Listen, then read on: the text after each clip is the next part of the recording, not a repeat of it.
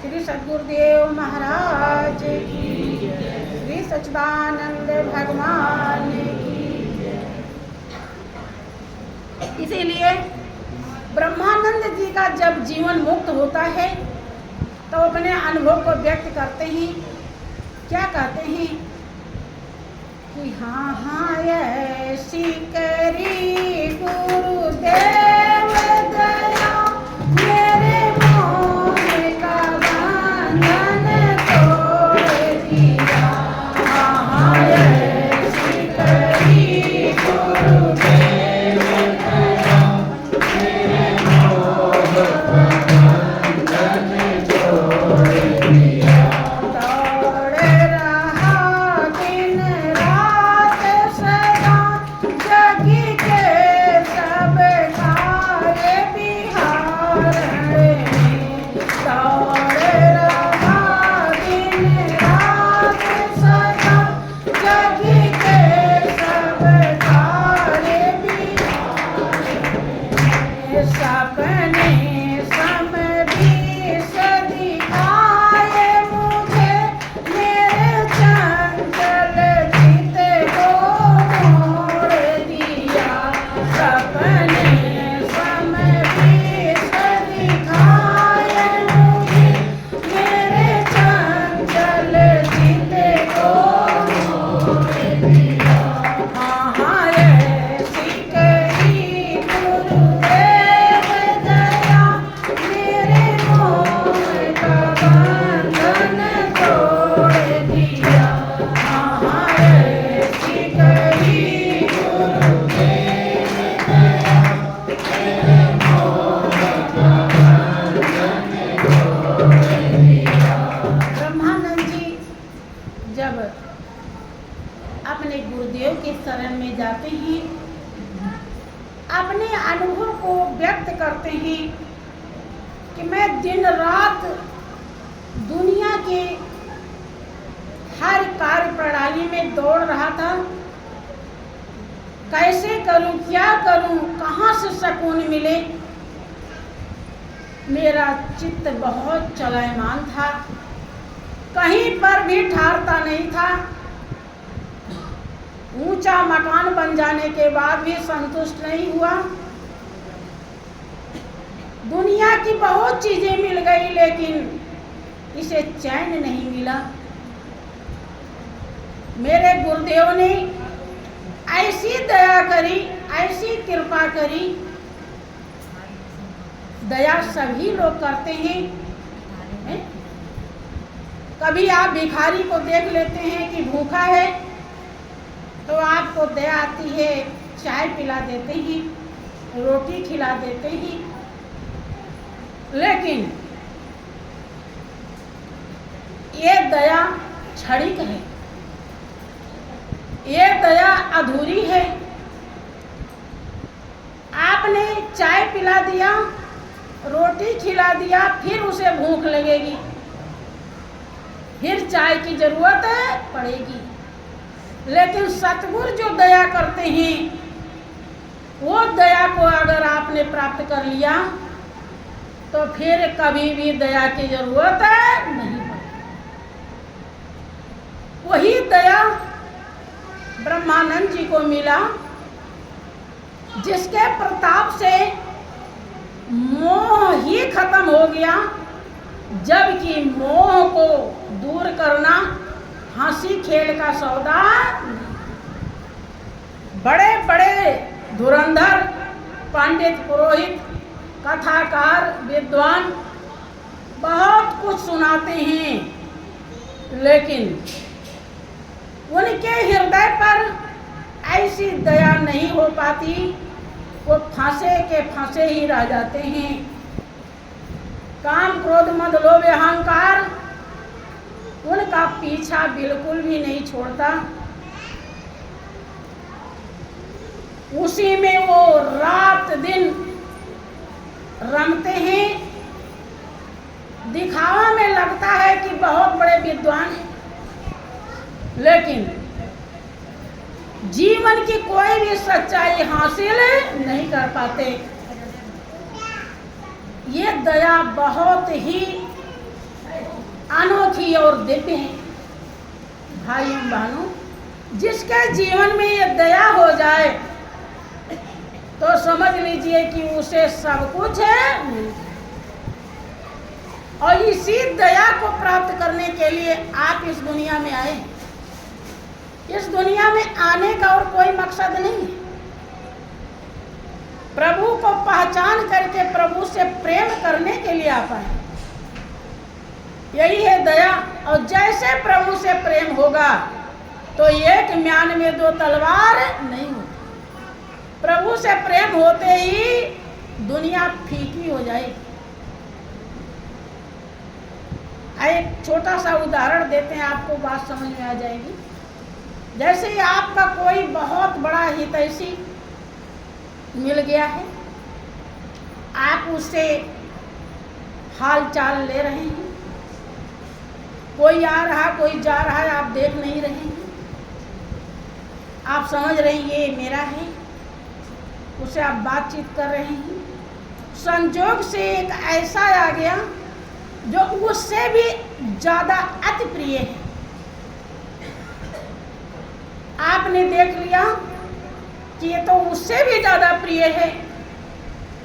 आप अब उससे छोड़ करके आप उससे बात आप भूल जाएंगे कि जिससे हम पहले बात कर रहे थे वो कहाँ गया।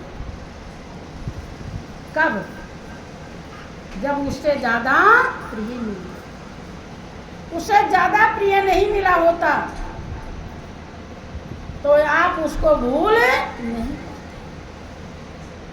ठीक इसी प्रकार से जो सर्वस्व है, सर्वज्ञ है, सर्वाधार है, निर्दोष है, निर्विकार है, निष्पाप है, निर्लिप्त है, आपका अपना है। जब ये बात समझ में आ जाती है तो ये छल साफ साफ दिखाई पड़ता है। लगता है कि पति है तो क्या है, कोई सहारा नहीं बन सकता।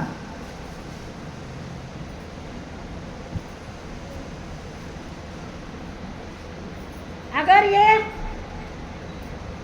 सहारा कुछ करता है, काम आता है, तो उसकी मर्जी से वो चाहेगा तो ये काम आ सकता है, और अगर वो नहीं चाहा तो ये किसी काम का नहीं है। यह तो अपना श्वास भी लेना नहीं जानता है। जैसे हम तैसे ये हमारा कोई भी दुख दर्द दूर नहीं कर सकता। जब ऐसा भाव आ जाता है तो क्या कभी अहंकार होगा? कभी लगेगा कि मेरा सब कुछ है?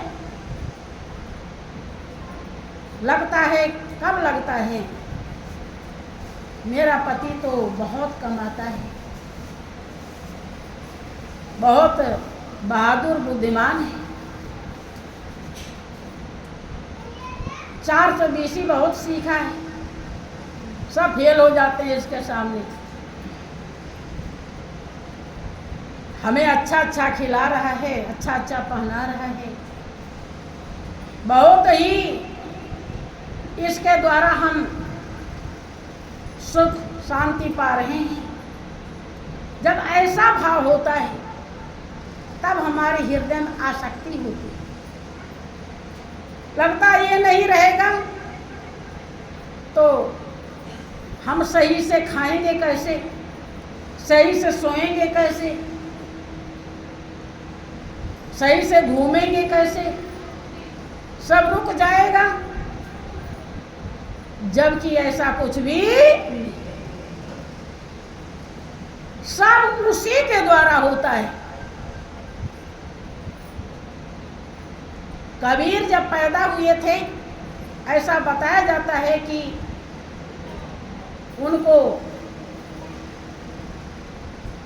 कहीं तालाब के किनारे, नदी के किनारे उन्हें रख दिया गया था, और उन्हें ऐसे अजनबी नीरू और नीमा नाम के जुलाहे ने पाला था। और कबीर इतने महान संत हुए कि कि आज भी लोग उनके वाणी पर पीएचडी करते हैं और फिर भी वो अनुभव नहीं प्राप्त कर सकते जो वाणी का है। विचार कीजिए, कौन पाल दिया? माँ बाप भी नहीं थे, कोई भी नहीं था। किसने उनको इतना महान बना दिया? पड़े थे नदी किनारे, तालाब के किनारे। एक ही है जो सब करता धरता है, उसके सिवा कुछ नहीं है। सब खाली देखने के लिए।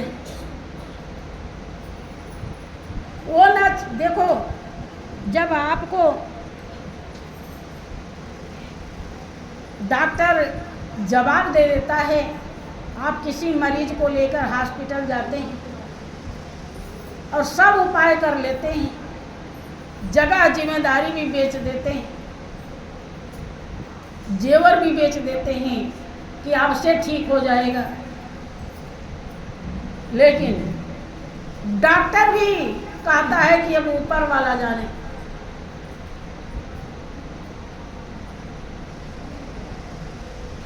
महापुरुष कहते हैं कि जहां विज्ञान का अंत होता है वहां आध्यात्म की शुरुआत होती है। वो इतना ट्रेनिंग किया, पढ़ाई लिखाई किया, लेकिन अब मालिक की मर्जी नहीं है तो उसके भी बस की बात नहीं। आपका पति परिवार बेटा बेटी बहुत कर सकता है, रुपया पैसा दे सकता है, और इससे आगे कुछ भी नहीं कर सकता। जो कुछ करता है धरता है वही है, इसके अलावा कोई भी नहीं।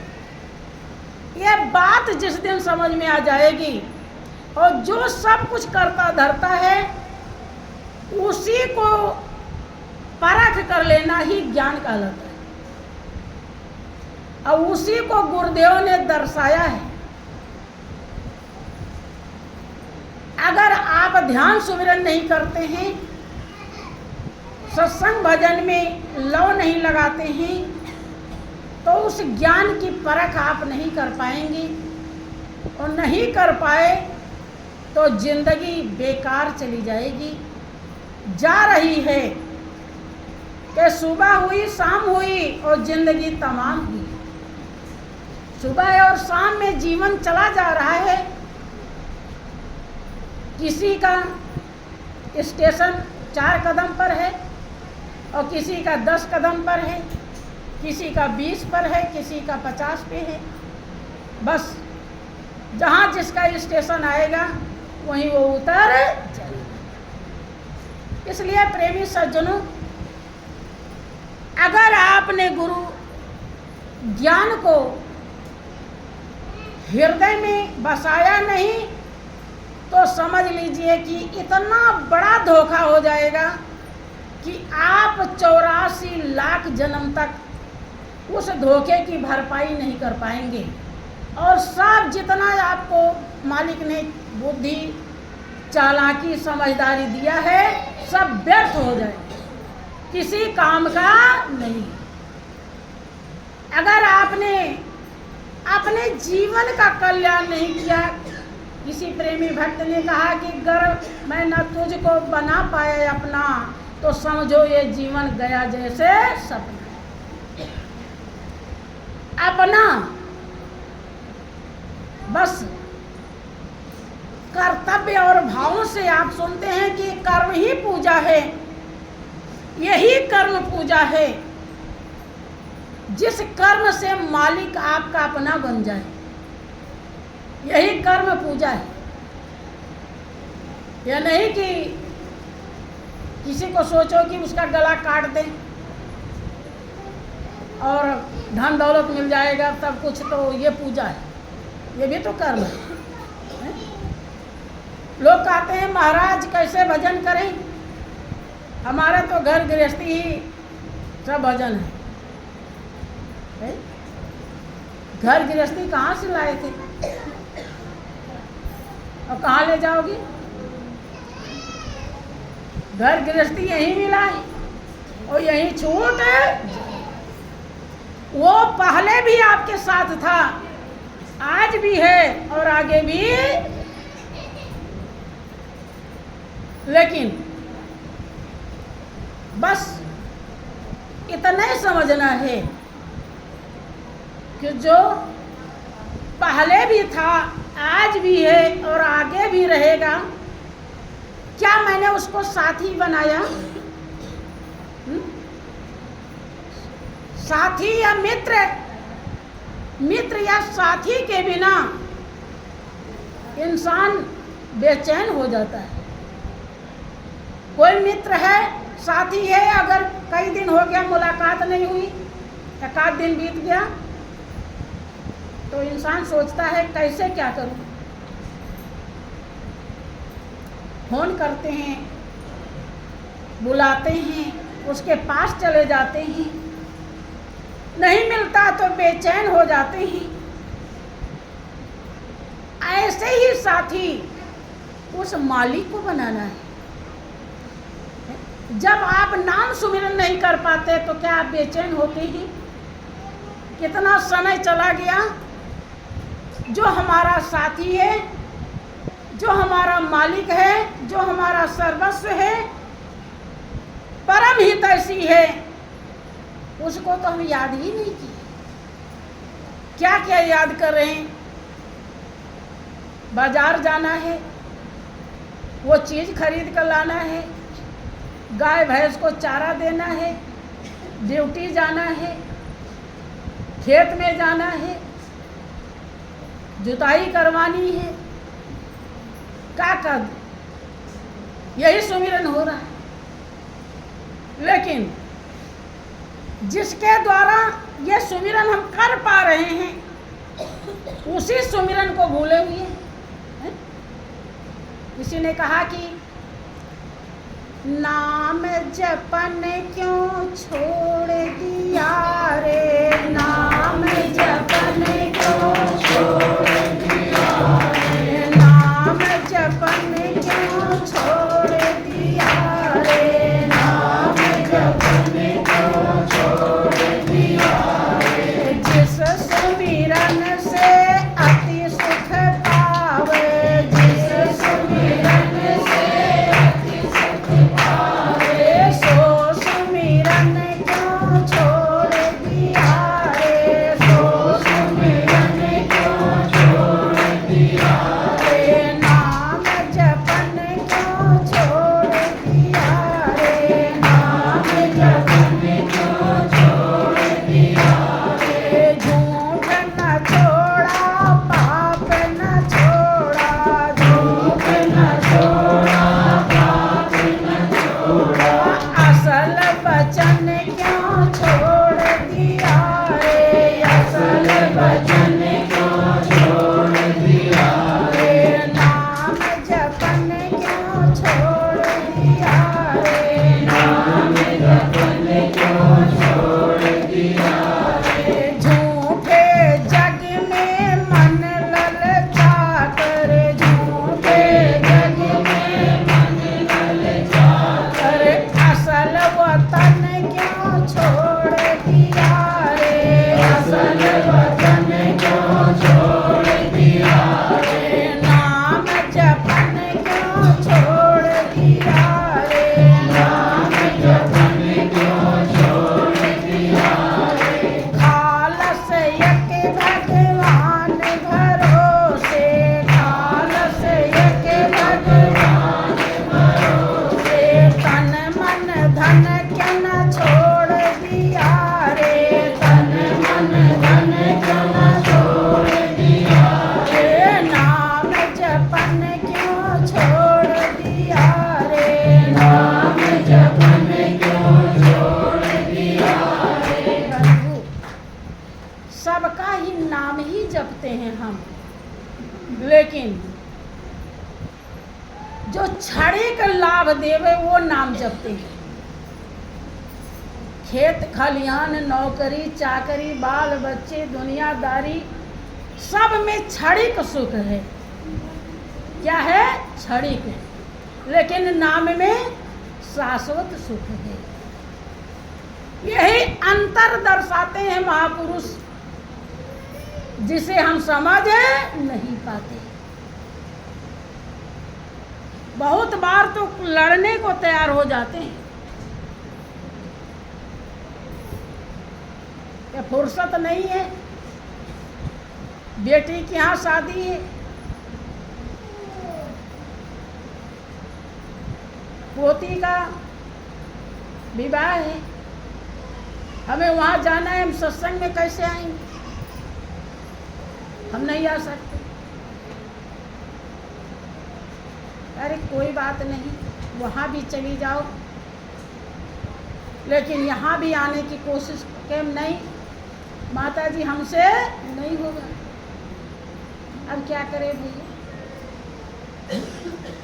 वही कबीर का दोहा लागू करता है कि कहत कबीर सुनो भाई साधो, इन अंधों को क्या दीजिए जी।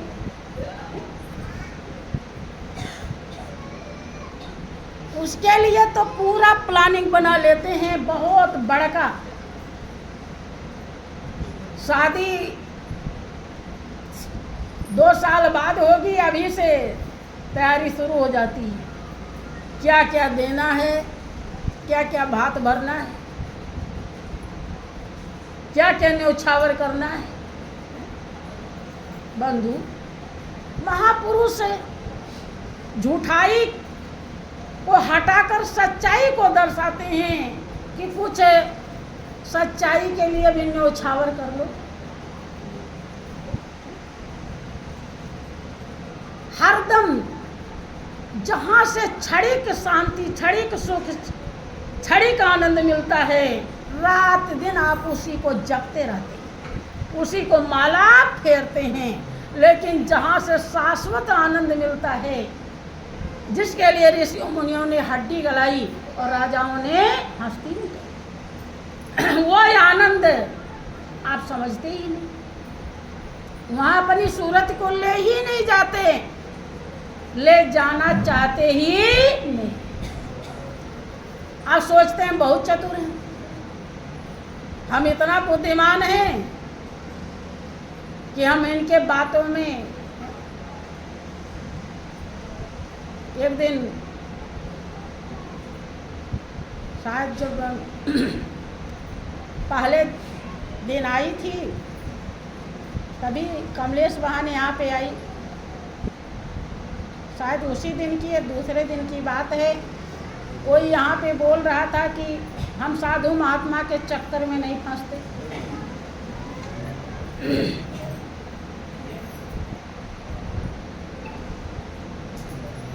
साधु महात्मा के चक्कर में बहुत भाग्यशाली फंसता है, हर किसी के बस की बात नहीं। भैया तुमने ऐसा भाग्य ही नहीं बनाया कि जो उनके चक्कर में फंस। तुम्हारे लिए तो माया का चक्कर ही काफी है। फंसे फंसाए हो तुम्हें हो, कितना भी तुम्हारी आंखें नहीं खुली हैं कि जो तुम 50 जन्म तक भी देख सको कि हम फंसेंगे। संत महान पुरुष का चक्कर सब चक्कर खत्म कर देता है और माया के पति का चक्कर चला देता है कि माया का विस्तार है, चक्कर में संसार है और मायापति भगवान को मेरा नमस्कार। भाइयों बहनों, संत महान पुरुषों के चक्कर में फंसने के लिए बहुत जन्मों से पुण्य कमाना पड़ता है, बहुत भक्ति कमानी पड़ती है। तब चूंकि हमारा अनुभव है, हम अपने गुरु दरबार जब ज्ञान भी नहीं मिला था तो जाया करती थी। मुझे इस वस्त्र से बहुत प्रेम था। साधु महात्मा का कहीं फटा हुआ कोई टुकड़ा देख लेती थी तो उसे छुपा के ले आती थी और बॉक्स में बंद कर देती थी और उसे कई कई बार दिन में नमस्कार करती थी। ये मेरा अपना अनुभव है। अर्थात बहुत ही प्रेम था, और प्रेम होने के नाते ही शायद मालिक ने ऐसी, जब आरती में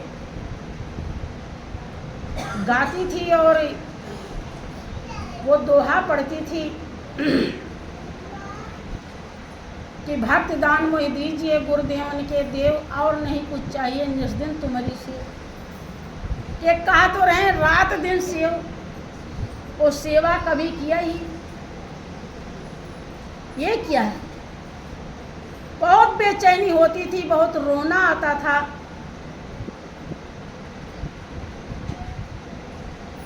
और गुरु महाराज जी उस समय फोन की भी व्यवस्था कम थी, बहुत बाद में शुरू हुआ, हाँ वायरलेस वगैरह था। गुरु महाराज जी हमारे पत्र के द्वारा समाचार देते और लेते थे। पत्र में वो बताया करते थे कि बेटा के लोभी मोही लालची इनसे भक्त न होय, और भक्त करे कोई सूरमा जात बरन कुल को। कि जिसको तुम बहुत असंभव समझते हो वही संभव बनाना पड़ेगा। और देखा कि जिन बाणी को पढ़ते थे उसे जब हृदय में उतारा तो कुछ भी असंभव नहीं। भाइयों बहनों, इस संसार में कोई भी हमेशा माता पिता भाई बंधु से रिश्ता जोड़ के नहीं रहता है, सबको रिश्ता तोड़ना ही पड़ता है।